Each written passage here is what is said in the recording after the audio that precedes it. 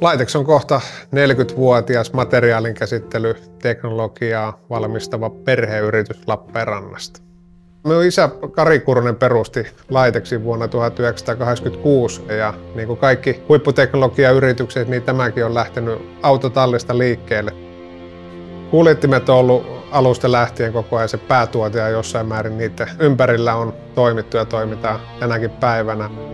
2010-luvun loppupuolella alettiin tekemään strategiassa määrätietoista muutosta, että me muututaan konepajasta teknologiayhtiöksi, jolloin konepajan kapasiteetti on pidetty suurin piirtein samana, mutta sitten taas insinöörien ja toimihenkilöiden tuotekehityksen määrä on kasvanut tosi voimakkaasti ja tämä on osoittautunut kyllä oikeaksi strategiaksi. Viimeisen 5 vuoden aikana liikevaihto on kasvanut noin 300% ja ollaan myöskin kansainvälisesti vakiinnutettu meidän asemaa vähintäänkin Euroopan markkina-alueella. Tietenkin Laitex on kohdannut useita kriisejä tässä 40-vuotisen historian aikana.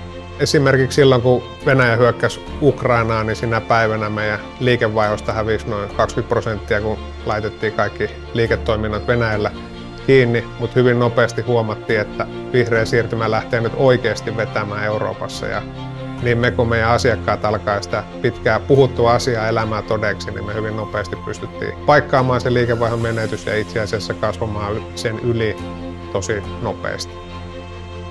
Näen Laitexin tulevaisuuden erittäin valoisana ja niin kauan kun me tarvitaan energiaa ja koneet pyörii, niin tarvitaan myös materiaalin käsittelyä. Se koko ajan vaan muuttaa muotoa ekologisempaa ja ympäristöystävällisempää muotoa ja siellä me halutaan olla aallon harjalla. Nyt on kasvettu tähän pisteeseen, mutta markkinan koko on niin valtava, että en näe mitään esteitä, etteikö voitaisiin olla 100 miljoonaa tai 500 miljoonaa liikevaihtoa tekevä yritys.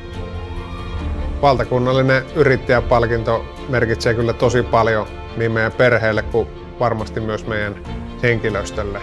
Me ollaan tehty viime vuosina tosi kovaa töitä ja nämä on aina mukavia tunnustuksia siihen, että jaksetaan jatkaa huomennakin. Lisäksi minä uskon, että tämä on koko Etelä-Karjalalle tärkeä tunnustus, että meitä on viime vuosina tässä kohdeltu aika kovaa, kun idässä tapahtuu mitä tapahtuu, mutta haluan kuitenkin tsempata ja kannustaa kaikkea, että tämä Etelä-Karjala on loistava paikka elää ja yrittää ja ei lannistuta ja jatketaan kohti parempaa huomista.